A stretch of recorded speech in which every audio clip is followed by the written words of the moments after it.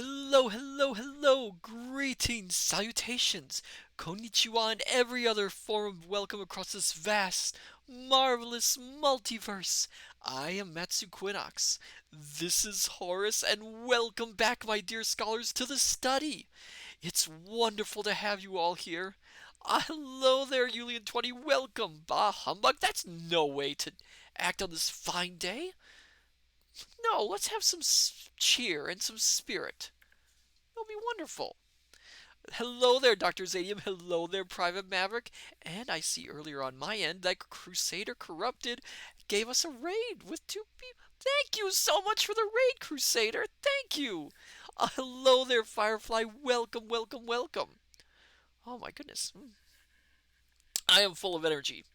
I just finished shoveling out a whole pile of snow which had just dumped into the study this morning, and, well, was it this morning? Or was it this evening? I don't know. Time is weird here. But it's got me energetic and ready to go today. How are all of you doing, my dear scholars?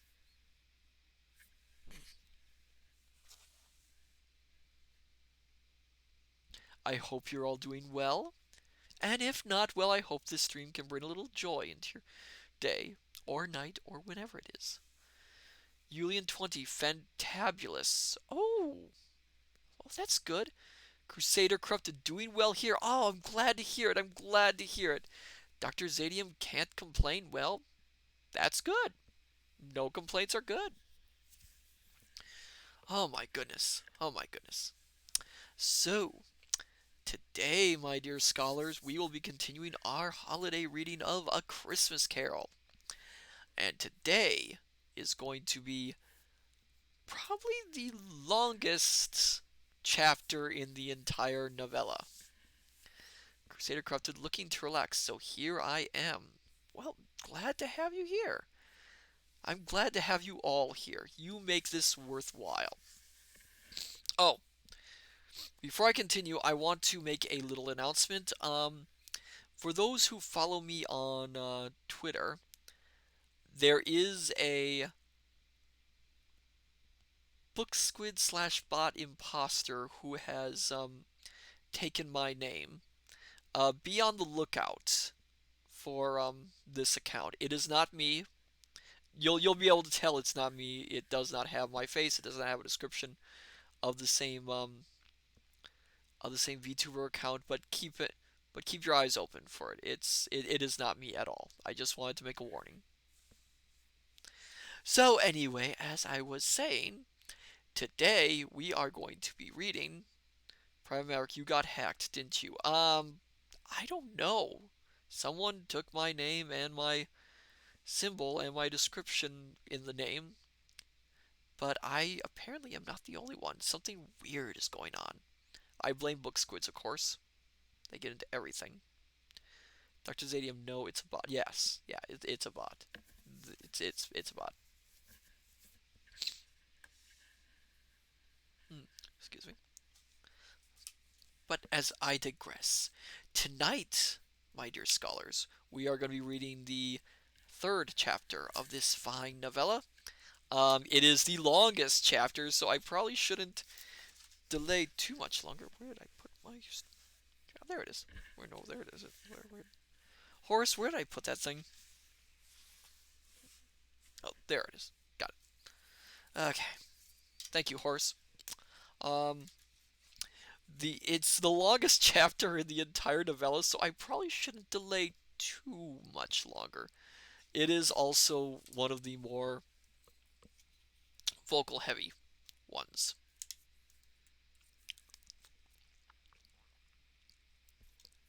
A little hydration there. So, without further ado, my dear scholars, shall we begin our journey back into the world of A Christmas Carol?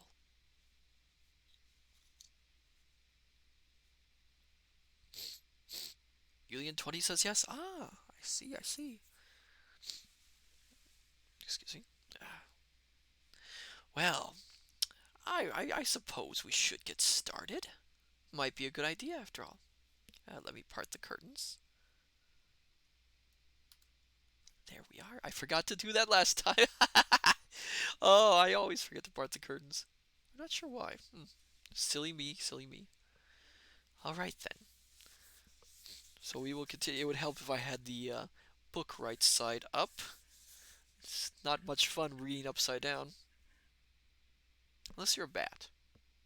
I suppose a bat would be able to read upside down. Julian 20. That picture is appropriate. Yes, it is. In fact, that is the original illustration from the first publication. So we will. So, my dear scholars, sit back, relax, have a hot or cold cup of tea, beverage, not tea, hot or cold beverage. Dim the lights if you want, and we will continue our reading of A Christmas Carol by Charles Dickens. Stave 3, the second of the three spirits. Awakening in the middle of a prodigiously tough snore, and sitting up in bed to get his thoughts together, Scrooge had no occasion to be told that the bell was again upon the stroke of 1. He felt that he was restored to consciousness in the right nick of time, for the especial purpose of holding a conference with the second messenger dispatched to him through Jacob Marley's intervention. But finding that he turned uncomfortably cold when he began to wonder which of his curtains this new spectre would draw back, he put them every one aside with his own hands, and lying down again, established a sharp lookout all round the bed, for he wished to challenge the spirit on the moment of its appearance, and did not wish to be taken by surprise and made nervous. Gentlemen of the free and easy sort, who plumb themselves on being acquainted with a move or two, and being usually equal to the time of day, express the wide range of their capacity for adventure by observing that they are good for anything, from pitch and toss to manslaughter, between which opposite extremes, no doubt, there lies a tolerably wide and comprehensive range of subjects. Without venturing for Scrooge quite as heartily as this, I don't mind calling on you to believe that he was ready for a good broad field of strange appearances, and that nothing between a baby and a rhinoceros would have astonished him very much. Now, being prepared for almost anything, he was not by any means prepared for nothing, and consequently, when the bell struck 1, and no shape appeared, he was taken with a violent fit of trembling. 5 minutes, 10 minutes, a quarter of an hour went by, yet nothing came. All this time he lay upon his bed, the very core and center of a blaze of ruddy light, which streamed upon it when the clock proclaimed the hour, and which, being only light, was more alarming than a dozen ghosts, as he was powerless to make out what it meant, or would be at, and was sometimes apprehensive that he might be at that very moment in interesting case of spontaneous combustion, without having the consolation of knowing it. At last, however, he began to think, as you or I would have thought at first, for it is always the person not in the predicament who knows what ought to have been done in it, and would unquestionably have done it too. At last, I say, he began to think that the source and secret of this ghostly light might be in the adjoining room, from whence, on further tracing it, it seemed to shine. This idea taking full possession of his mind, he got up softly and shuffled in his slippers to the door.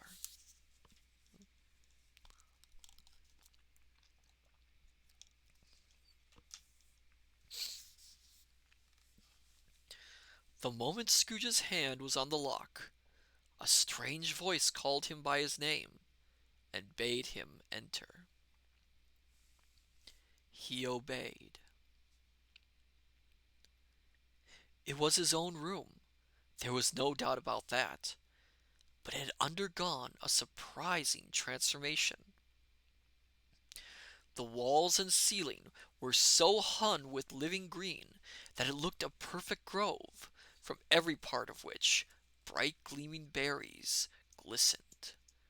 The crisp leaves of holly, mistletoe, and ivy reflected back the light, as if so many little mirrors had been scattered there, and such a mighty blaze went roaring up the chimney as that dull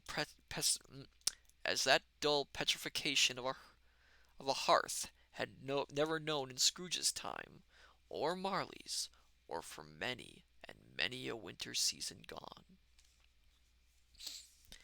Heaped up on the floor to form a kind of throne were turkeys, geese, game, poultry, brawn, great joints of meat, suckling pigs, long wreaths of sausages, mince pies, plum puddings, barrels of oysters, red-hot chestnuts, cherry-cheeked apples, juicy oranges, luscious pears, immense twelfth cakes, and seething bowls of punch that made the chamber dim with their delicious steam. In easy state upon this couch there sat a jolly giant, glorious to see, who bore a glowing torch in shape not unlike Plenty's horn, and held it up, high up, to shed its light on Scrooge as he came peeping round the door.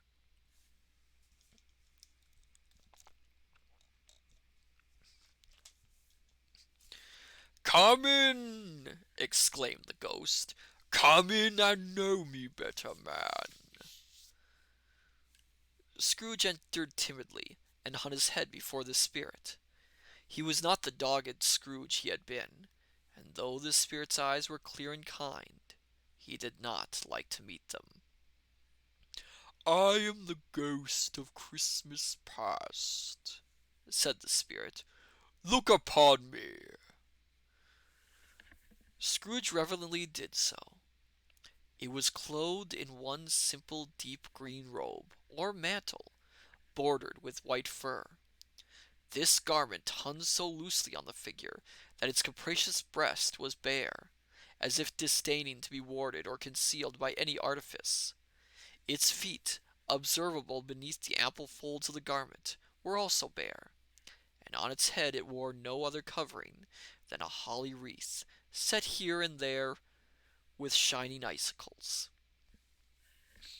Its dark brown curls were long and free, free as its genial face, its sparkling eye, its open hand, its cheery voice, its unconstrained demeanor, and its joyful air. Girded round its middle was an antique scabbard, but no sword was in it, and the ancient sheath was eaten up with rust. "You've never seen the like of me before?" exclaimed the spirit. "Never," Scrooge made answer to it. "Have never walked forth with the younger members of my family, meaning, for I am very young, my elder brothers, born in these later years?" pursued the phantom. "I don't think I have," said Scrooge. "I'm afraid I have not. Have you had many brothers, Spirit?" "More than 1800," said the ghost. "A tremendous family to provide for," muttered Scrooge. The ghost of Christmas present rose. "Spirit," said Scrooge submissively, "conduct me where you will. I went forth last night on compulsion, and I learnt a lesson which is working now. Tonight, if you have aught to teach me, let me profit by it." "Touch my robe." Yes, Scrooge touched the giant man's robe. That's the thing to do. Scrooge did as he was told, and held it fast. Holly, mistletoe, red berries, ivy, turkeys, geese, game, poultry, brawn, meats, pigs, sausages, oysters, pies, puddings, fruit, and punch all vanished instantly. So did the room, the fire, the ruddy glow, the hour of night, and they stood in the city streets on Christmas morning, where, for the weather was severe, the people made a rough but brisk and not unpleasant kind of music in scraping the snow from the pavement in front of their dwellings and from the tops of their houses, whence it was mad delight to the boys to see it come plumbing down into the road below and splitting into artificial little snowstorms.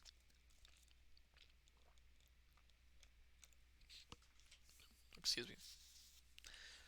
The house fronts looked black enough, and the windows blacker.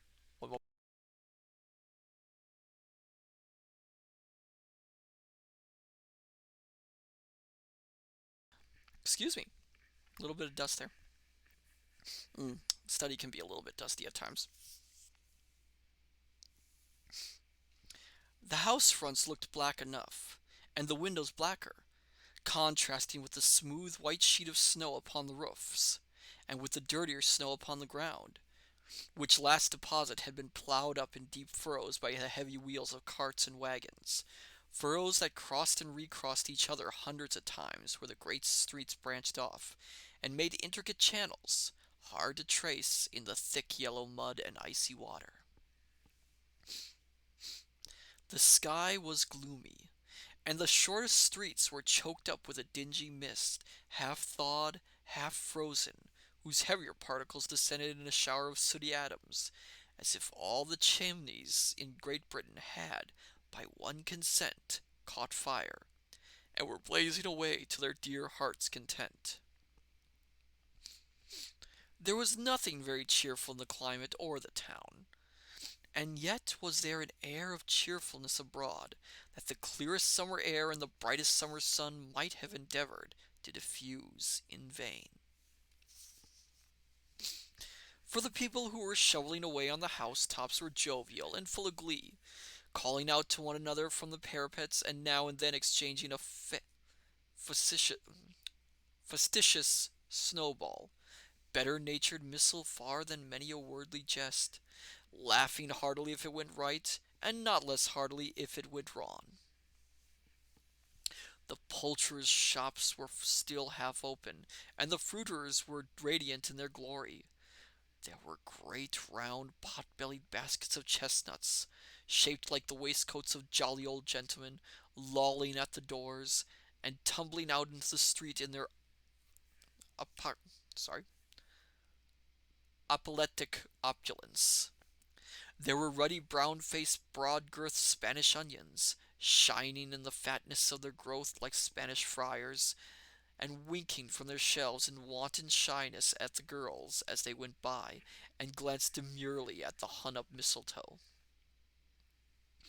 There were pears and apples, clustered high in blooming pyramids. There were bunches of grapes, made in the shopkeeper's benevolence to dangle from capricious hooks, that people's mouths might water gratis as they passed.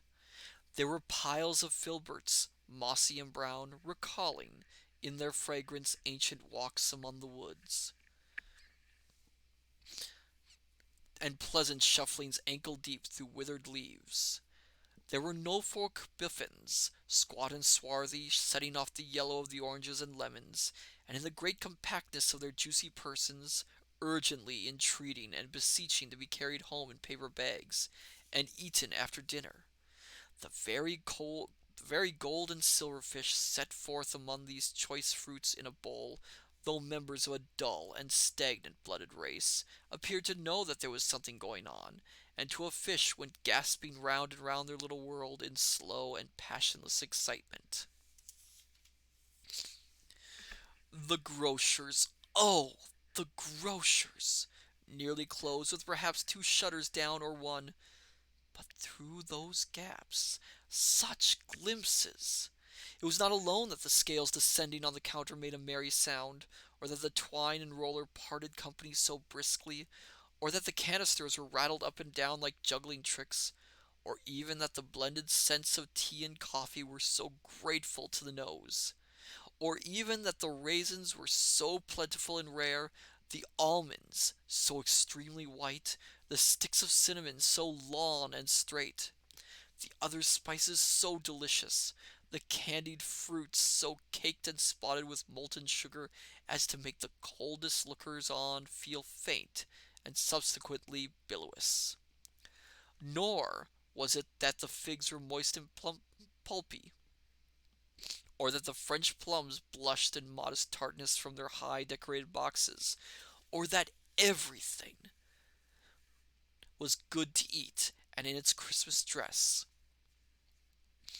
But the customers were all so hurried and so eager in the hopeful promise of the day that they tumbled up against each other at the door, clashing their wicker baskets wildly, and left their purchases upon the counter, and came running back to fetch them, and committed hundreds of the like mistakes in the best humor possible, while the grocer and his people were so frank and fresh that the polished hearts with which they fastened their aprons behind might have been their own, warned outside for general inspection, and for Christmas daws to peck at, if they chose.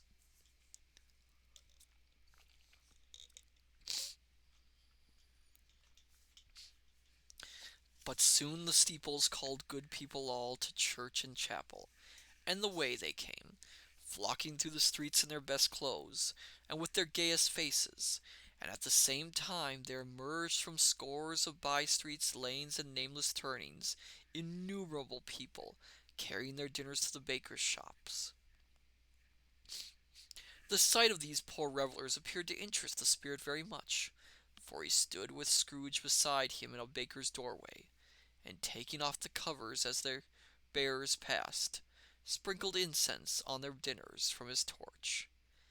And it was a very uncommon kind of torch, for once or twice when there were angry words between some dinner carriers who had jostled each other, he shed a few drops of water on them from it, and their good humor was restored directly, for they said it was a shame to quarrel upon Christmas Day. And so it was. God love it, so it was.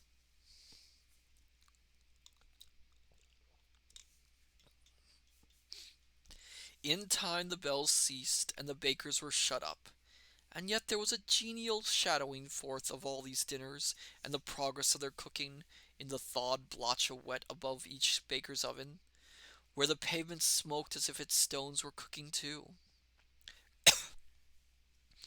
"Is there a particular flavour in what you sprinkle from your torch?"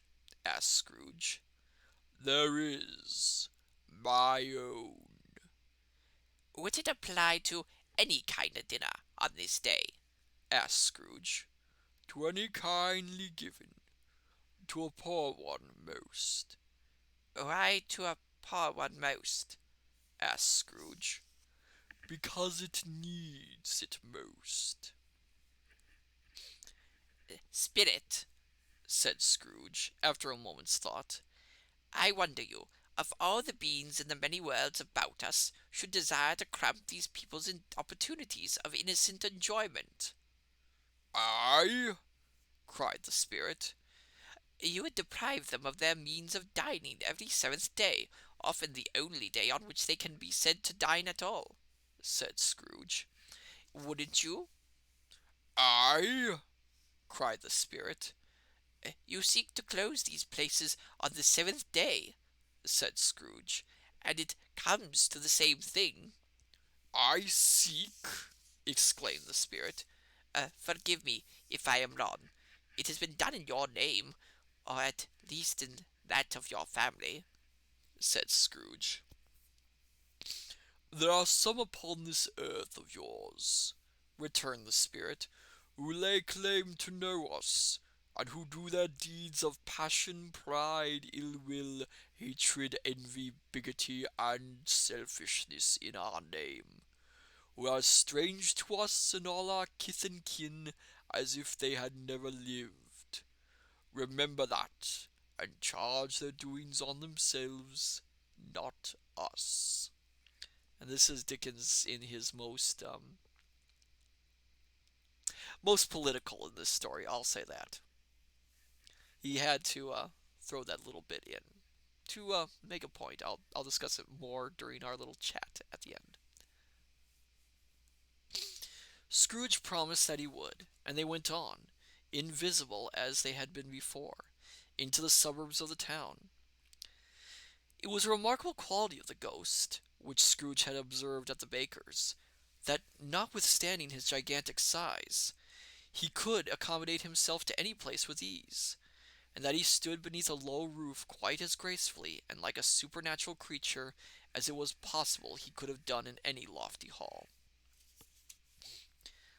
And perhaps it was the pleasure the good spirit had in showing off this power of his, or else it was his own kind, generous, hearty nature, and his sympathy with all poor men, that led him straight to Scrooge's clerks. For there he went, and took Scrooge with him, holding to his robe, and on the threshold of the door the spirit smiled, and stopped to bless Bob Cratchit's dwelling with the sprinkling of his torch. Think of that! Bob had but 15 bob a week himself. He pocketed on Saturdays but 15 copies of his Christian name, and yet the ghost of Christmas present blessed his 4-roomed house.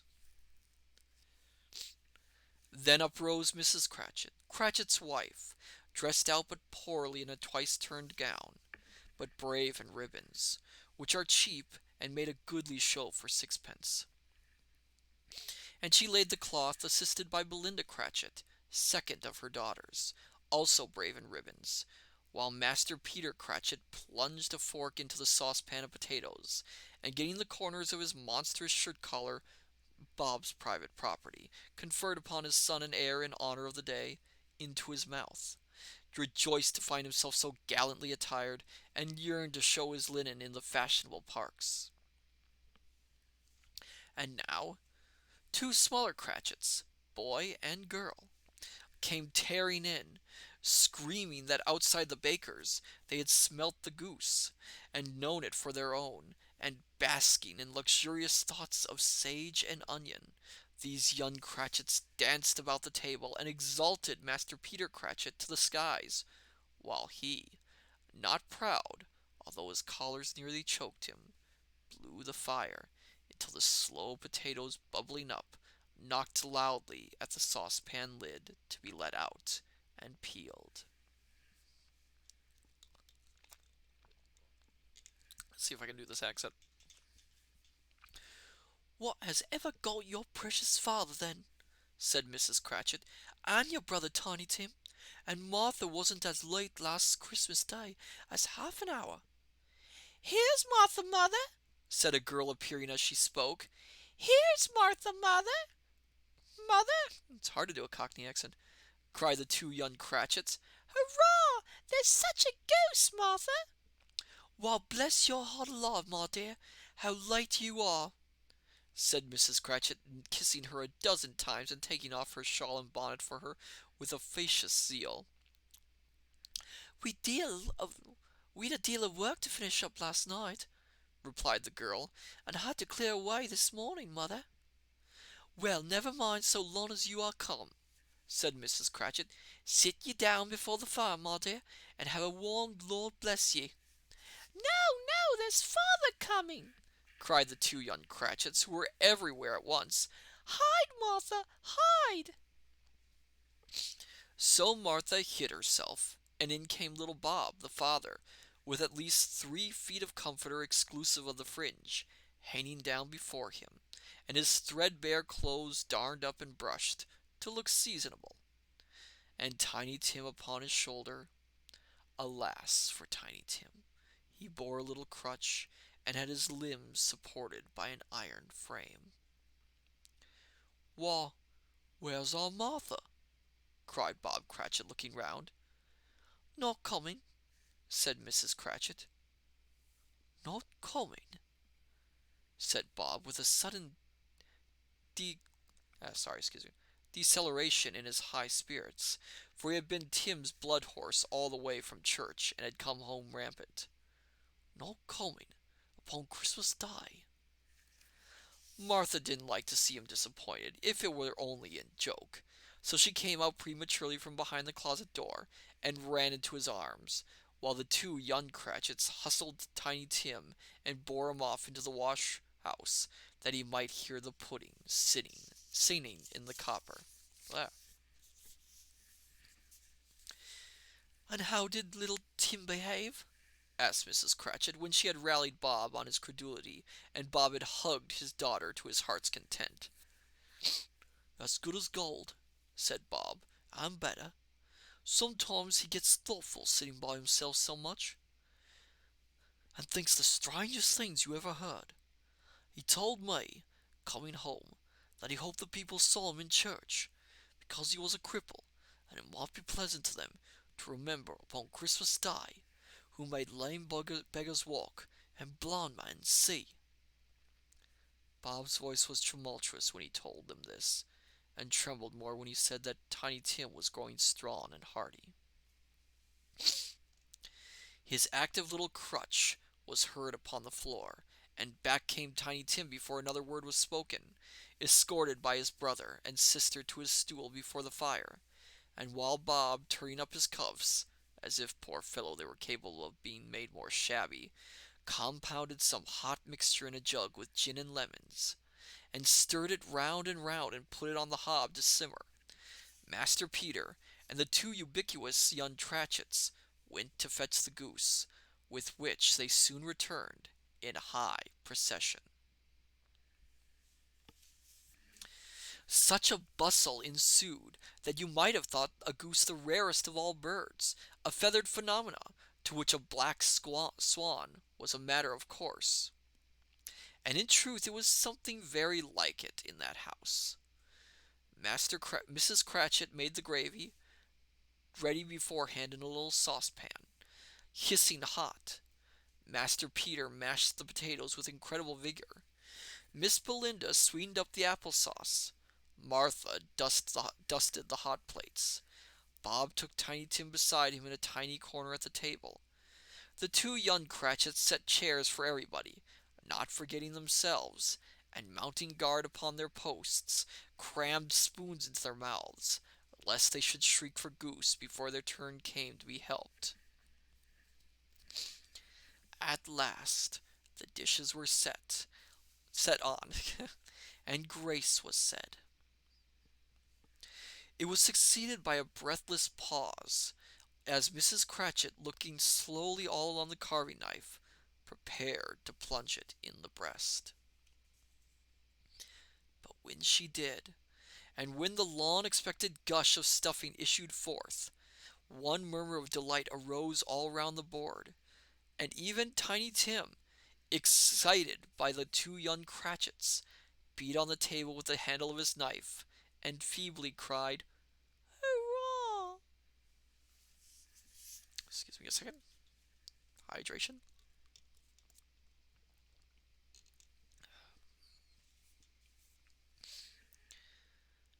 There never was such a goose. Cool Skeleton, sorry I'm late for Big Man. Well, welcome, Cool Skeleton, welcome. We are just at the Cratchit house right now, and we are getting a pretty good description of what their dinner's like. Excuse me.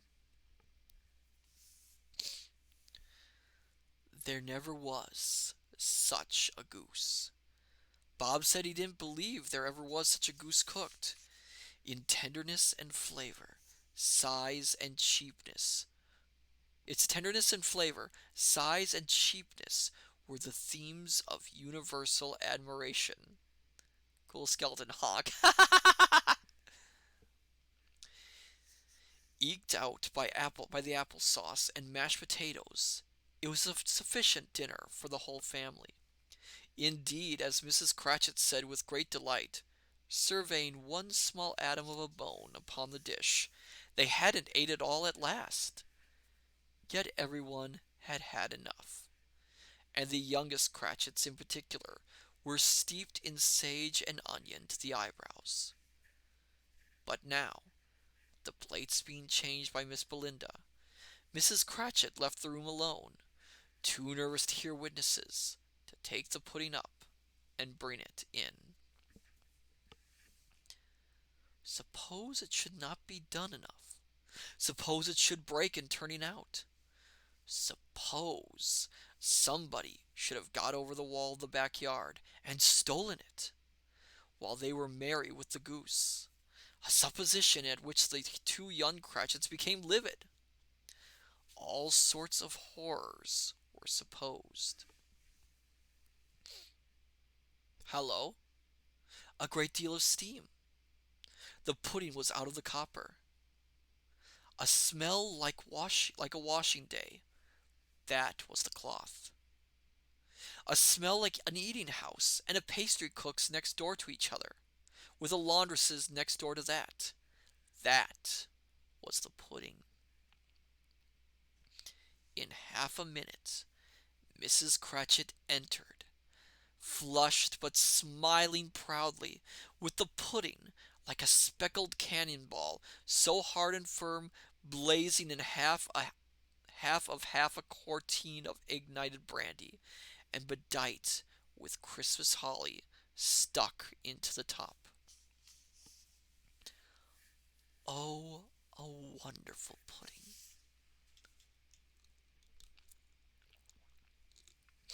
Bob Cratchit said, and calmly too, that he regarded it as the greatest success achieved by Mrs. Cratchit since their marriage.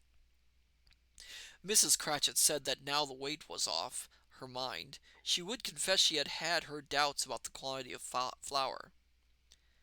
Everybody had something to say about it, but nobody said or thought it was at all a small pudding for a large family. It would have been flat heresy to do so. Any Cratchit would have blushed to hint at such a thing.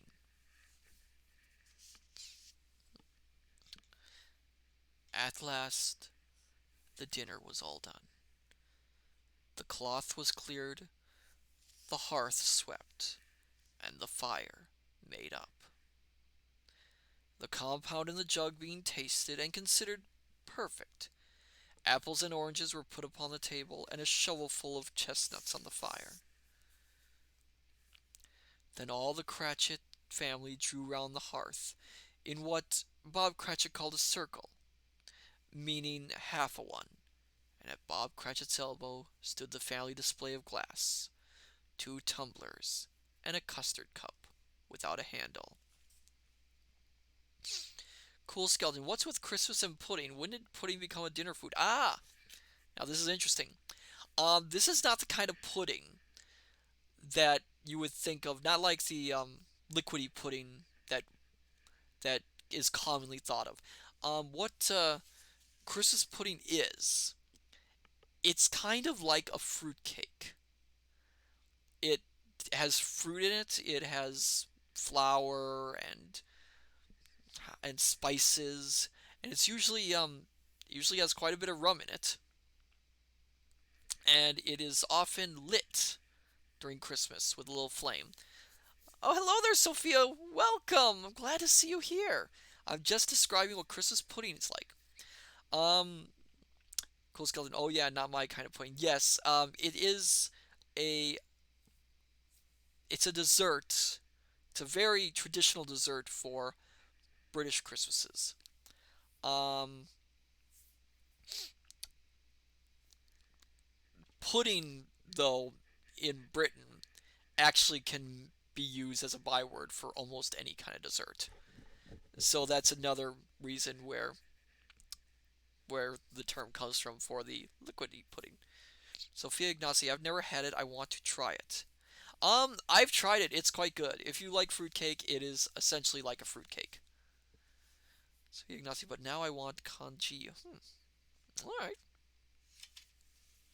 It's quite good. I actually quite like it. I've tasked Horace with trying to find one, but as of yet, we haven't been able to find a Christmas pudding for this time. We'll try to keep hunting one down.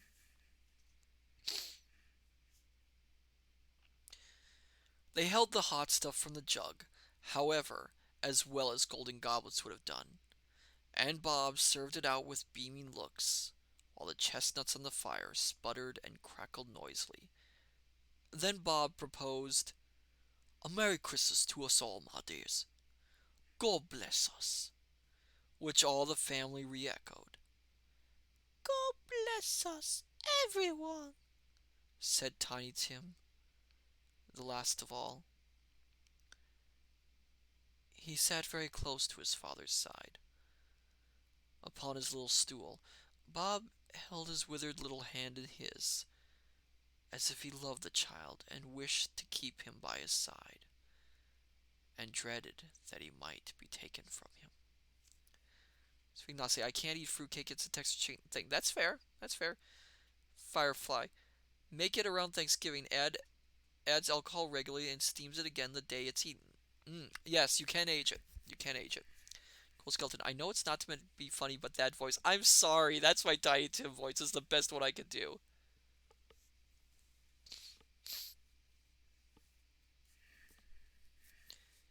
Spirit, said Scrooge with an interest he had never felt before. Tell me, if Tiny Tim will live?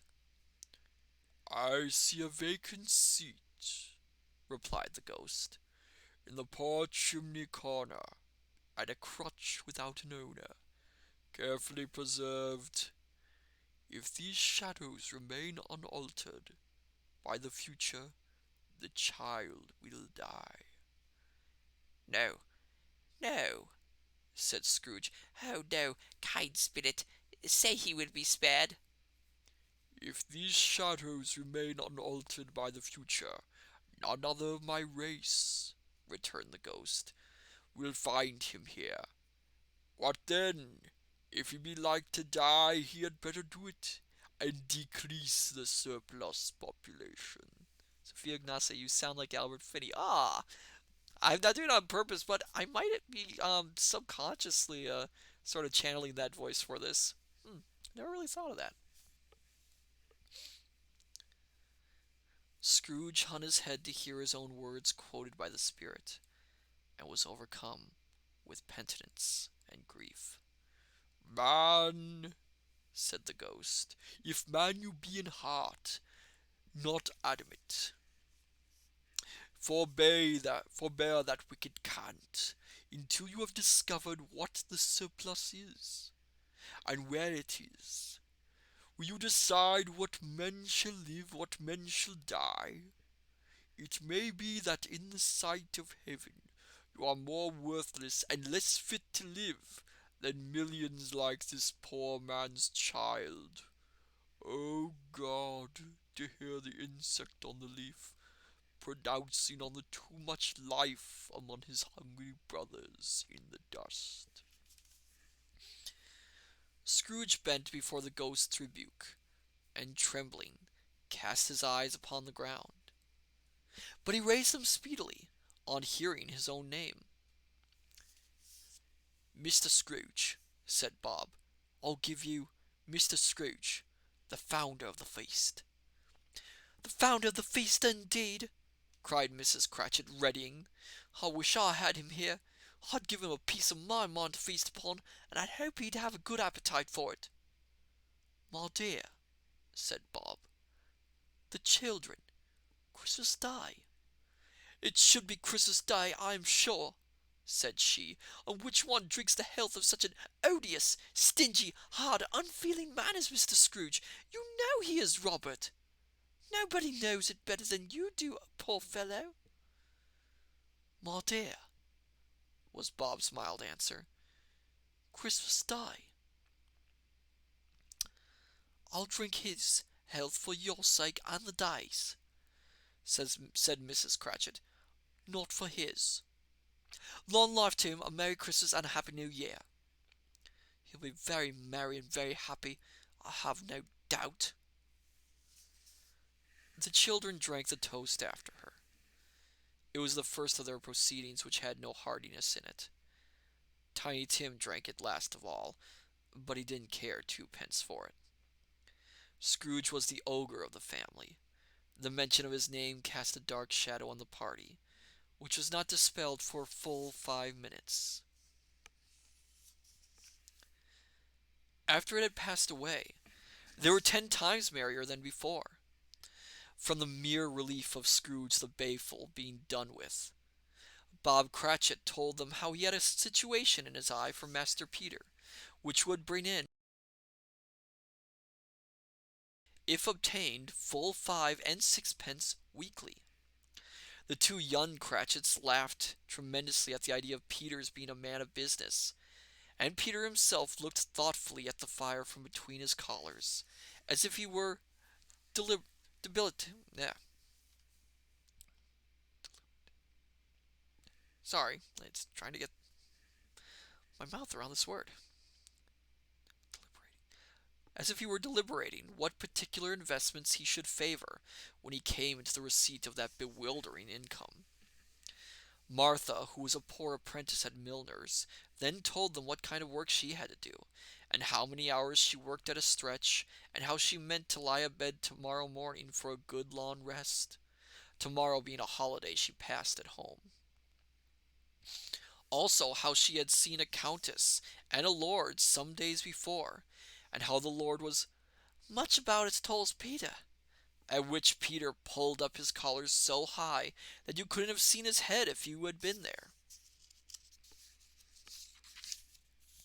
All this time the chestnuts in the jug went round and round, and by they had a song about a lost child traveling in the snow, from Tiny Tim, with a plaintive little voice, and sang it very well indeed.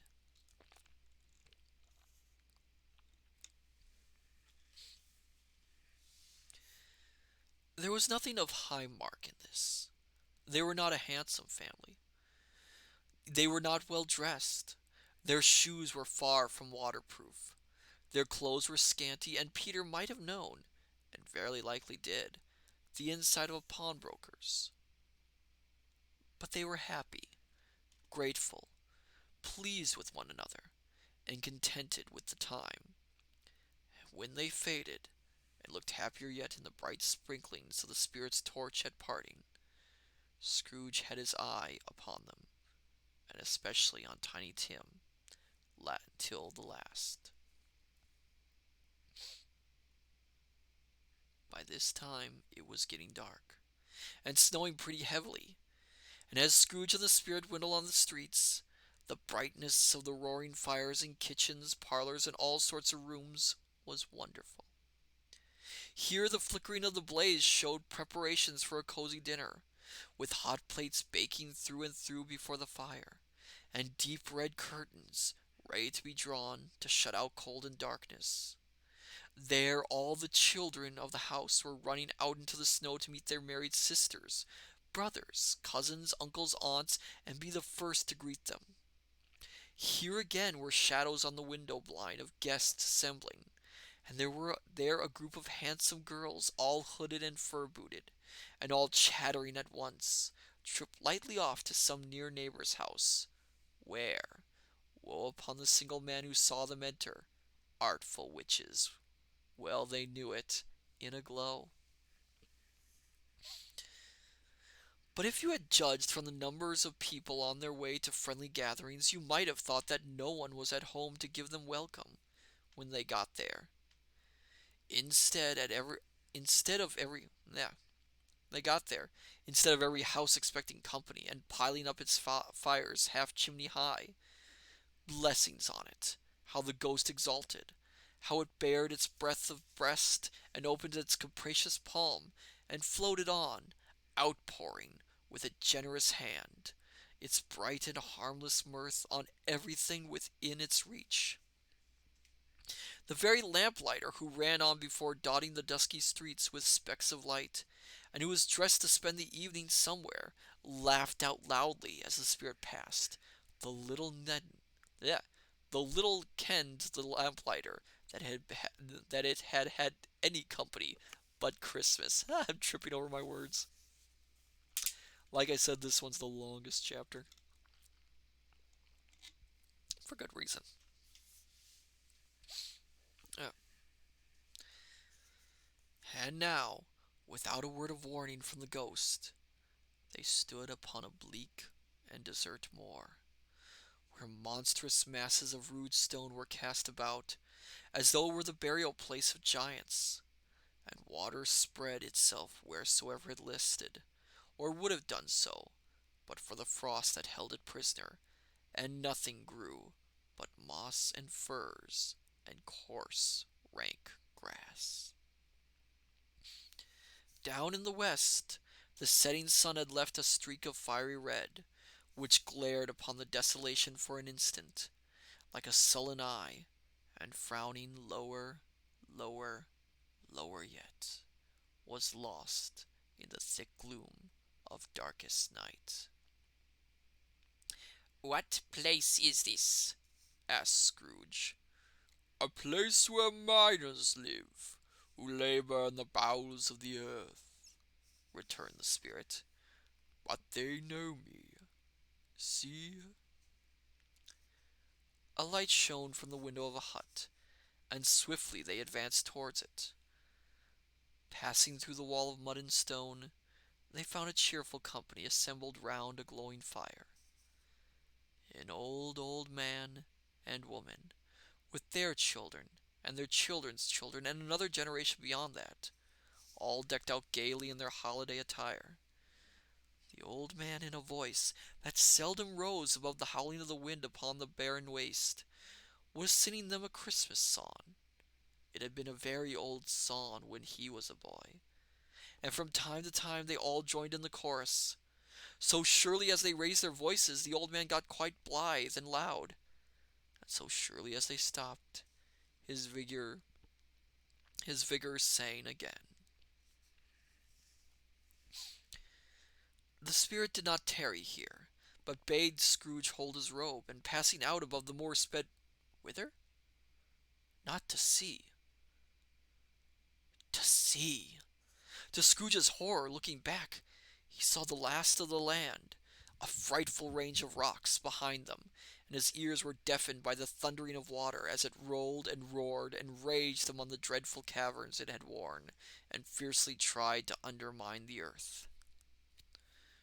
Built upon a dismal reef of sunken rocks, some league or so from shore, on which the waters chafed and dashed, the wild year through, there stood a solitary lighthouse. Great heaps of seaweed clung to its base, and storm birds, born of the wind, one might suppose, as seaweed of the water, rose and fell about it, like the waves they skimmed. Cool skeleton, caw, caw! Yes, although that is a crow. I don't know what a. I can't do a seagull's voice, unfortunately. But even here, two men who screech. Yes. But even here, two men who watched the light had made a fire that through the loophole in the thick stone wall shed out a ray of brightness on the awful sea. Joining their horny hands over the rough table at which they sat, they wished each other Merry Christmas in their can of grog, and one of them, the elder too, with his face all damaged and scarred with hard weather, as the figurehead of an old ship might be, struck up a sturdy song that was like a gale in itself. Cool skeleton, grog! Yes, indeed, grog! Again the ghost sped on, above the black and heaving sea, on, until, being far away, as he told Scrooge, from any shore, they lighted on a ship. They stood beside the helmsman at the wheel, the lookout at the bow, the officers who had the watch, dark ghostly figures at their several stations, but every man about among them. But every man among them hummed a Christmas tune, or had a Christmas thought, or spoke below his breath to his companion of some bygone Christmas day, with homeward hopes belonging to it. And every man on board, waking or sleeping, good or bad, had had a kinder word for another on that day than on any day in the year, and had shared to some extent in its festivities, and had remembered those he cared for at a distance, and had known that they delighted to remember him. It was a great surprise to Scrooge, while listening to the moaning of the wind and thinking what a solemn thing it was to move on through the lonely darkness over an unknown abyss whose depths were secrets as profound as death. It was great surprise to Scrooge, while thus engaged, to hear a hearty laugh. It was a much greater surprise to Scrooge to recognize it as his own nephew's, and to find himself in a bright, dry, gleaming room, with the spirit standing smiling by his side, and looking at that same nephew with approving affability.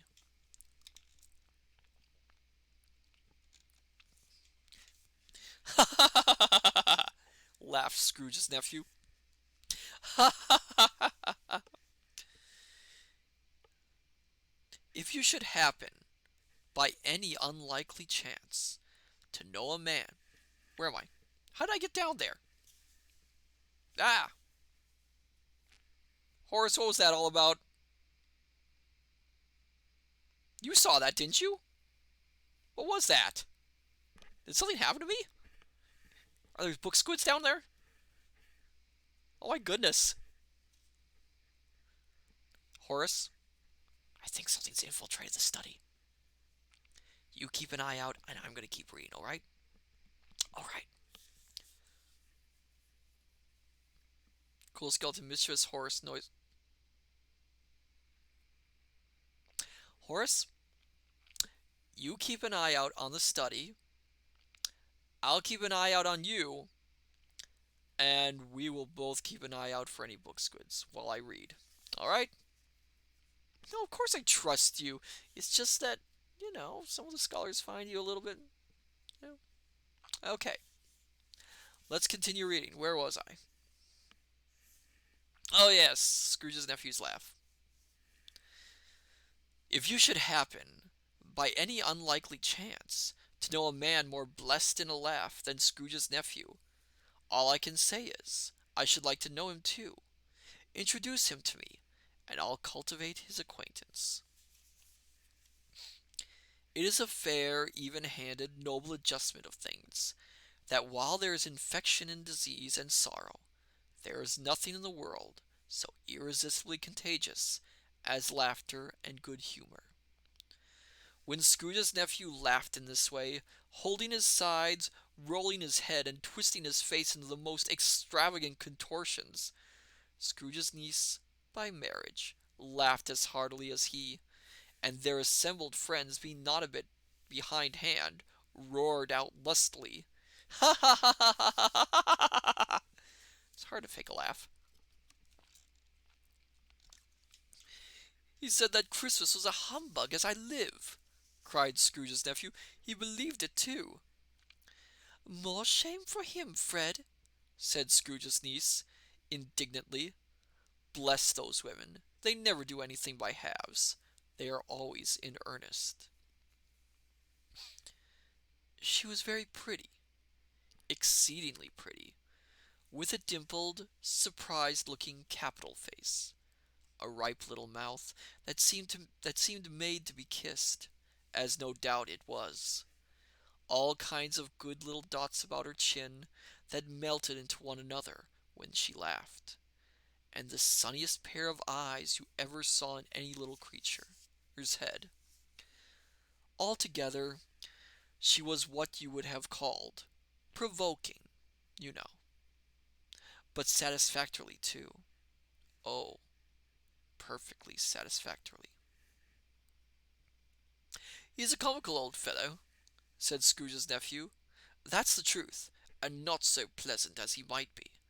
However, his offences carry their own punishment, and I have nothing to say against him." "I'm sure he is very rich, Fred," hinted Scrooge's niece. "At least you always tell me so." "What of that, my dear?" said Scrooge's nephew. "His wealth is of no use to him. He doesn't do any good with it. He don't make himself comfortable with it. He hasn't the satisfaction of thinking that he's ever going to benefit us with it." I have no patience with him," observed Scrooge's niece. Scrooge's niece's sisters and all the other ladies expressed the same opinion. "Oh, I have," said Scrooge's nephew. "I'm sorry for him. I couldn't be angry with him if I tried. Who suffers by his ill whims? Himself, always. Here, he takes it into his head to dislike us, and he won't come and dine with us. What's the consequence? He don't lose much of a dinner." "Indeed, I think he loses a very good dinner," interrupted Scrooge's niece. Everybody else said the same, and they must have, um, and they must be allowed. I'm tripping over my words again. And they must be allowed to have been competent judges, because they had just had dinner, and with the dessert upon the table, were clustered round the fire by lamplight. "Well, I'm very glad to hear it," said Scrooge's nephew, "because I haven't great faith in these young housekeepers. What do you say, Topper?" Topper had clearly got his eye upon one of Scrooge's niece's sisters, for he answered that a bachelor was a wretched outcast who had no right to express an opinion on the subject. Whereat Scrooge's niece's sister, the plump one with the lace tucker, not the one with the roses, blushed. "Oh, go on, Fred! Do go on, Fred!" said Scrooge's niece, clapping her hands. "He never finishes what he begins to say. He's such a ridiculous fellow." Scrooge's nephew reviled in another laugh, and as it was impossible to keep the infection off, though the plump sister tried hard to do with aromatic vinegar, his example was unanimously followed. "I was going to say," said Scrooge's nephew, "that the consequence of his taking a dislike to us, and not making merry with us, is, as I think, that he loses some pleasant moments, which could do him no harm. I'm sure he loses pleasanter companions than he can find in his own thoughts, either in his moulded office or his dusty chambers. I mean to give him the same chance every year, whether he likes it or not, for I pity him. He may rail at Christmas till he dies, but he can't help thinking better of it. I defy him, if he finds me going there in good temper year after year, and saying, 'Uncle Scrooge, how are you?' If it only puts him in the vein to leave his poor clerk £50, that's something. I think I shook him yesterday."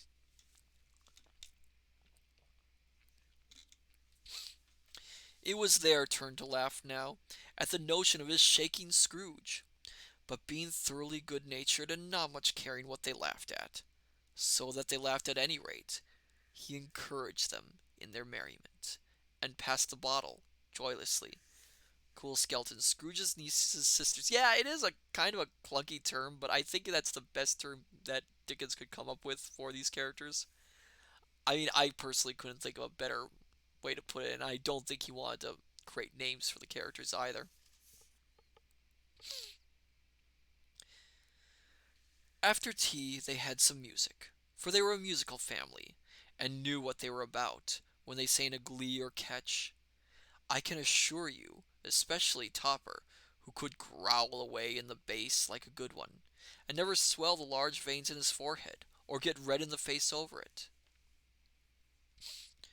Scrooge's niece played well upon the harp, and played among other tunes a simple little air, a mere nothing, you might learn to whistle it in 2 minutes, which had been familiar to the child who fetched Scrooge from the boarding school, as he had been reminded by the ghost of Christmas past. When this strain of music sounded, all the things that the ghost had shown him came upon his mind. He softened more and more, and thought that if he could have listened to it often, years ago, he might have cultivated the kindness of life for his own happiness with his own hands, without resorting to the sexton's spade that buried Jacob Marley. But they didn't devote the whole evening to music. After a while they played at forfeits, for it is good to be children sometimes, and never better than at Christmas, when its mighty founder was a child himself. Stop! There was first a game at Blind Man's Buff. Of course there was. And I no more believe Topper was really blind than I believe he had eyes in his boots. My opinion is that it was a done thing between him and Scrooge's nephew, and that the ghost of Chris's present knew it. The way he went after that plump sister in the lace tucker was an outrage on the credulity of human nature. Knocking down the fire irons, tumbling over the chairs, bumping against the piano, smothering himself among the curtains. Wherever she went, there went he. He always knew where the plump sister was. He couldn't catch anybody else. If you had fallen up against him, as some of them did, and stood there, he would have made a feint of endeavoring to seize you, which would have been an affront to your understanding, and would instantly have saddled off in the direction of the plump sister. She often cried out that it wasn't fair, and it really was not. But when at last he caught her, when in spite of all her silken rustlings, and her rapid flutterings past him, he got her into a corner whence there was no escape, then his conduct was the most execrable. For his pretending not to know her, his pretending that it was necessary to touch her headdress, and further to assure himself of her identity, by pressing a certain ring upon her finger and a certain chain about her neck, was vile, monstrous. No doubt she told him her opinion of it, when, another blind man being in office, they were so very confidential together, behind the curtains. Ooh. Well, now, this story's taking an interesting turn. Scrooge's niece was not one of the blind man's bluff. Scrooge's niece was not one of the blind man Buff's party, but was made comfortable with a large chair and a footstool in a snug corner, where the ghost and Scrooge were close behind her. Now I find that line interesting because, coupled with a line in a later chapter, Dickens hints that Scrooge's niece is in a very specific physical state at the moment, and that's why she's not playing any of the games. Because it would be probably a little too risky for her to do so, let's put it that way.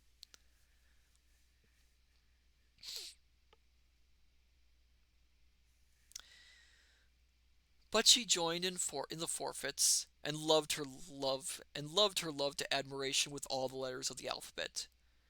Likewise, at the game where was I? Likewise at the game of how, when, and where, she was very great, and to the secret joy of Scrooge's nephew, beat her sisters hollow, though they were sharp girls too, as Topper could have told you. There might have been 20 people there, young and old, but they all played, and so did Scrooge. For wholly forgetting in the interest he had in what was going on, that his voice made no sound in their ears, he sometimes came out with his guess quite loud, and very often guessed quite right too, for the sharpest needle, best Whitechapel, warranted not to cut in the eye, was not sharper than Scrooge, blunt as he took it in his head to be.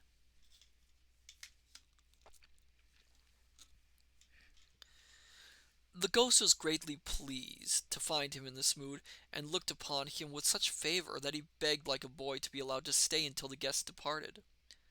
But this, the spirit said, could not be done. "Here's a new game," said Scrooge. "1 half-hour, spirit, only one."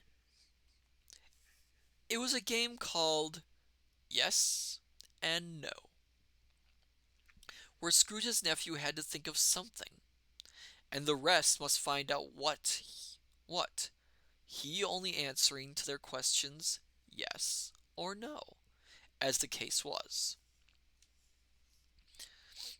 The brisk fire of questioning to which he was exposed elicited from him that he was thinking of an animal, a live animal, rather a disagreeable animal, a savage animal, an animal that growled and grunted sometimes, and talked sometimes, and lived in London, and walked about the streets, and wasn't made a show of, and wasn't led by anybody, and didn't live in a menagerie, and was never killed in a market, and was not a horse or an ass or a cow or a bull or a tiger or a dog or a pig or a cat or a bear.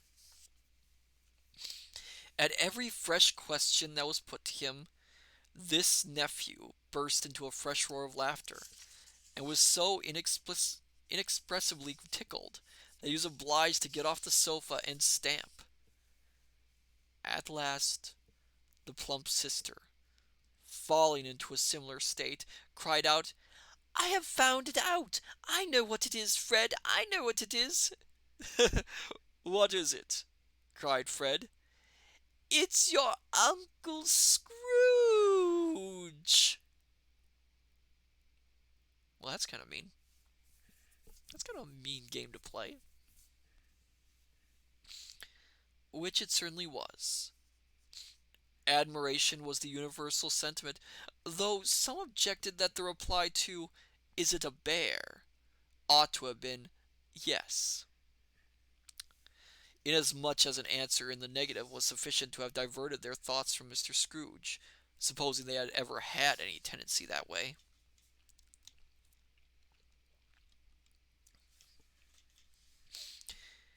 "He has given us plenty of merriment, I am sure," said Fred, "and and it would be ungrateful not to drink his health.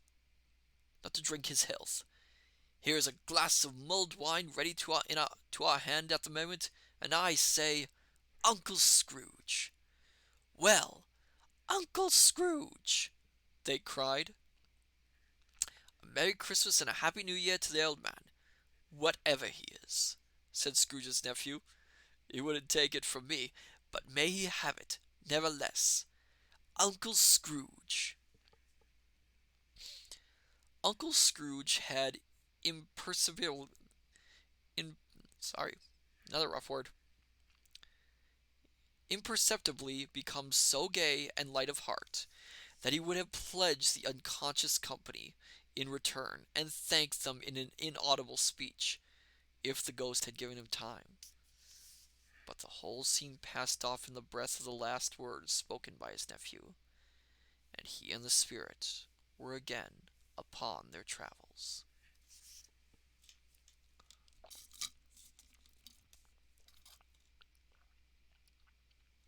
A lot of hydration for this chapter. Excuse me. Much they saw, and far they went, and many homes they visited, but always with a happy end. The spirits stood beside sick beds, and they were cheerful. On foreign lands, and they were close at home. By struggling men, and they were patient in their greater hope. By poverty, and it was rich. In almshouses, hospitals, and jail. In miseries, every refuge. Where vain man in his little brief authority had not made fast the door, and barred the spirit out, he left his blessing, and taught Scrooge his percipience. It was a long night, if it were only a night. But Scrooge had his doubts of this, because the Christmas holidays appeared to be condensed into the space of time they passed together. It was strange, too, that while Scrooge remained unaltered in his outward form, the ghost grew older, clearly older. Scrooge observed this change, but never spoke of it, until they left the children's 12th night party, when looking at the spirit as they stood together in an open place, he noticed that its hair was gray.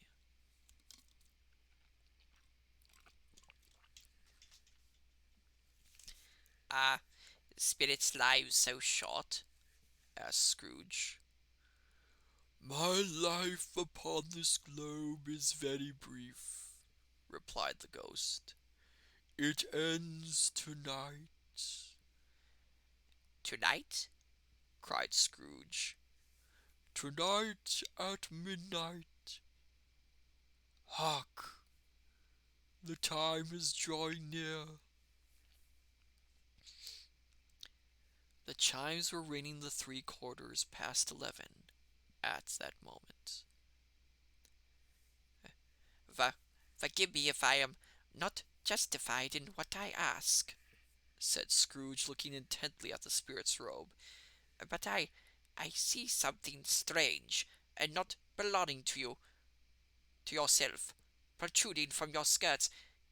Is it a foot or, or a claw? It might be a claw for the flesh that is upon it, was the spirit's sorrowful reply. Look here! From the foldings of its robe, it brought 2 children, wretched, abject, frightful, hideous, miserable. They knelt down at its feet and clung upon the outside of its garment. Oh, man, look here! Look! Look down here! Exclaimed the ghost. They were a boy and girl, yellow, meager, ragged, scowling, wolfish, but prostrate, too, in their humility, where graceful youth should have filled their features out and touched them with its freshest tints. A stale and shriveled hand, like that of age, had pinched and twisted them, and pulled them into shreds. Where angels might have sat enthroned, devils lurked, and glared out menacing.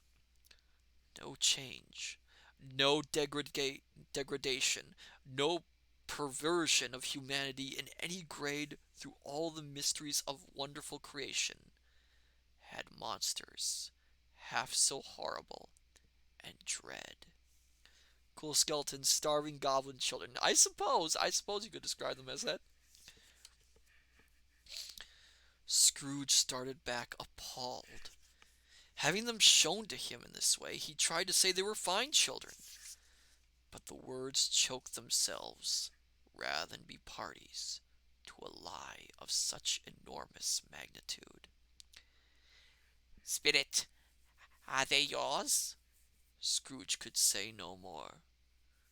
They are man's, said the spirit, looking down upon them, and they cling to me appealing from their fathers. This boy is ignorance, this girl is want. Beware them both, and all of their degree, but most of all, beware this boy. For on his brow I see that written which is doom, unless the writing be erased.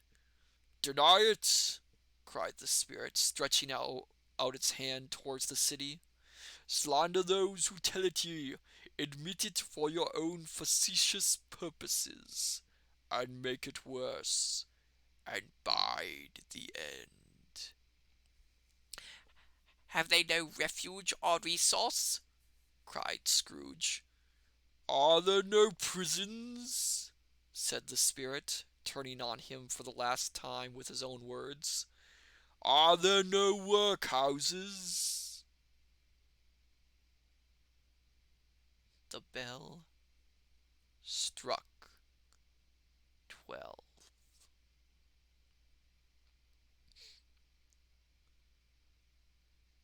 Scrooge looked about him for the ghost and saw it not.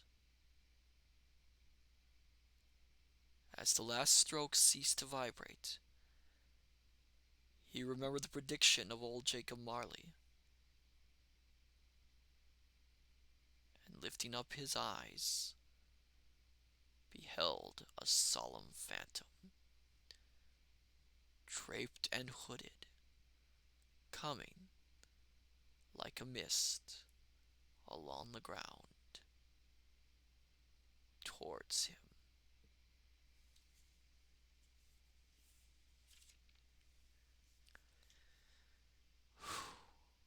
That is the end of Stave 3.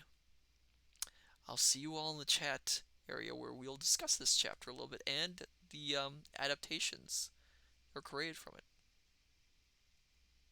See you there. Ah, oh my goodness. Such a long chapter. It is the longest chapter in the entire novella. I suppose it would make sense because Dickens has a lot to say in it compared to the other ones. Um, as you can probably tell, it's also his most political of all the chapters. Uh, Dickens had a very how's the word? How do I put this? He was very concerned with the state of the poor and the situations they were in, and he often put that in his writings. And it was no different with Christmas Carol, where he uses the Ghost of Christmas Present chapter to explore some of his concerns, especially as it was mentioned with a little bit about the groceries. At the time, groceries were closed down on a Sunday, and as is pointed out in the chapter, often these not groceries, bakeries were closed out on Sundays, and as was pointed out in the chapter, the bakeries were where the poor often cooked their dinners. So, because of this and the laws at the time, the poor were kind of, how do I put this gently? Uh, I'll just say it, screwed out of being able to have dinner on a Sunday. Cool Skeleton, I hate to leave now, but unfortunately I must. Ah, well, it's still wonderful to have you here. Take care, Cool Skeleton. Um, yes. The other thing you'll notice about this chapter was it is, I hate to use the word, essentially food porn. Though he Dickens has a wonderful time describing all the foods in this story. Because of course, when you think of Christmas, you think of Christmas dinners, Christmas foods. So he goes into immense detail on the different foods and dishes that were being done there. Firefly, yes, it's one of those. Yes, it's one of those. It's that kind of chapter. Um, the I am I am running out of energy very quickly right now, but I do want to talk about this. The thing with the so the chapter, of course, appears in all the adaptations of A Christmas Carol throughout the movies. Firefly, I know in medieval times it was illegal to mill your own flour. You had to pay the miller to do it. And some went to the floor. It seems similar. Yes. Well, the reason you had to go to the baker, a lot of poor people, is because a lot of poor people didn't actually have ovens. They would have fireplaces, and you really can't bake foods in fireplaces. So they would use the ovens to bake their meals. Yes, I think, yes, you would have to pay the baker, of course, to do it, but it was the only way you could bake meals often back then, especially if you were poor. What else on that? I don't know if there's anything. So the adaptations. Most of the adaptations are very similar. There's not much change between any of the adaptations, except for one. Well, no, I'll say this. With the adaptations, they'll like usually not go to. There's few changes. They'll cut out like some of the visiting places. They'll shorten it. There's often though one omission from the adaptations. A few of them do it, but not all of them. And that is ignorance and want. I can think of only a few that have done it. Many of the more modern ones use it. 1951 adapted that scene. 1984, the George C. Scott one included it in a weird way. In it, they showed it, but they didn't use it as the ending of the story. Um, the 1999 Patrick Stewart one used it, and the more modern Disney one used it. Most of the time, the reason they cut it out is because one, it's fairly frightening, and it is also a very political stance that Dickens is taking in it. And the other reason is it is kind of jarring. I mean, you've got Ghost of Christmas Present chapter being full of all this cheer, this wonderment of Christmas, the joy of Christmas, Scrooge getting to see the joy of Christmas. And then all of a sudden, at the very last second, it takes a right turn into nightmare fuel. And because of that, a lot of adaptations cut it out just to keep the more cheerful mood of the story in there.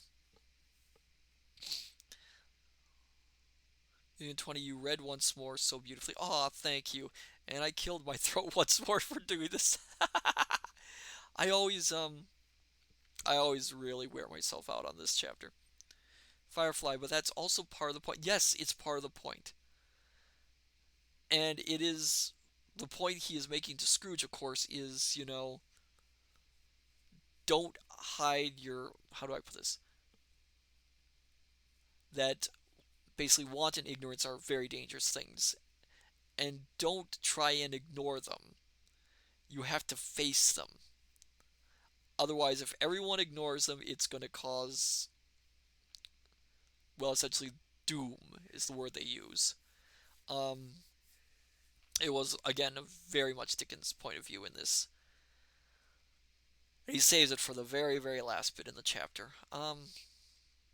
There's not much else that the adaptations of this are mostly fairly straightforward. Um, there isn't really much change between them. Muppet Christmas Carol created its own Muppet for it. They did a very good job too, and oddly enough, they kept in the idea of the ghost aging, but again cut out um, ignorance and want out of the equation. The, so with this is probably the only chapter which kept in really the spirit that Dickens wrote it throughout all adaptations. And of course, there are some outliers. I mean, if you've ever seen the movie Scrooge, they really changed the Ghost of Christmas Past, but present. But that was comedy. That was their own way of doing it. Yes. So yes, it is a this chapter. What did all of you think of this chapter? What did you scholars think of this chapter? I like it. I think it's an interesting look at what Dickens thought of Christmas, and in many ways, this was a way to see Victorian Christmas as Dickens ultimately more or less invented. I mean, before this book, these ideas were not really in the public consciousness. The idea of, family time for Christmas like this. Christmas was either seen as a fully sacred holiday or a real drunken, riotous holiday. This Dickens was the one who essentially codified it into the idea of Christmas as family time. And you can thank Dickens for that. You can thank Dickens for the idea of, doing games at Christmas like this, having Christmas parties, having Christmas get togethers. You can thank Dickens for that. He had written, I'm going to go on a little tangent. He had actually written, this was not Dickens' first Christmas piece. He had written some before for an earlier book, which he had written called The Pickwick Papers, which I personally haven't read. It's on my list of things to read for myself at some point. Um, where has an entire chapter dedicated to Christmas, and it does explore some of these ideas. But with this book, this is the one that was so popular that it brought those ideas into the public. Firefly, I do also think it's longer because most people connect to the current present. Firefly, the past or future don't matter as much to us, but by nature and are more nebulous and nostalgic respectively. Yes. Yes, the present is important, and Dickens had a lot to say he wanted to say about the present and explore in the present.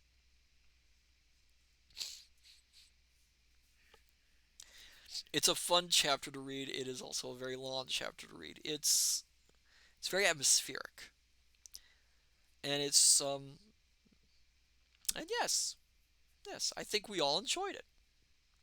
So, I will talk about next week. Next week's again Return to Monkey Island.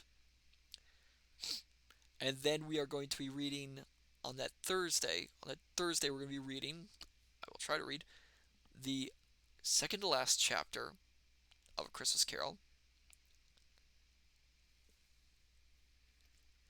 And then,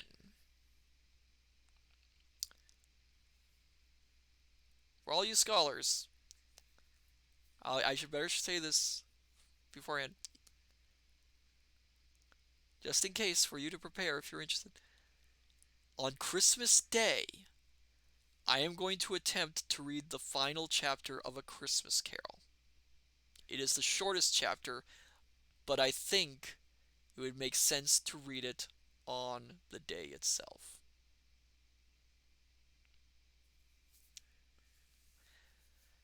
I'm really looking forward to it. I'm hoping I can manage it. If I can't do it that day, I will do it an earlier day, and I'll keep you all informed on the fact if we change it. But for now, I think we should probably close out for the occasion. Let me see if there's anyone to rate.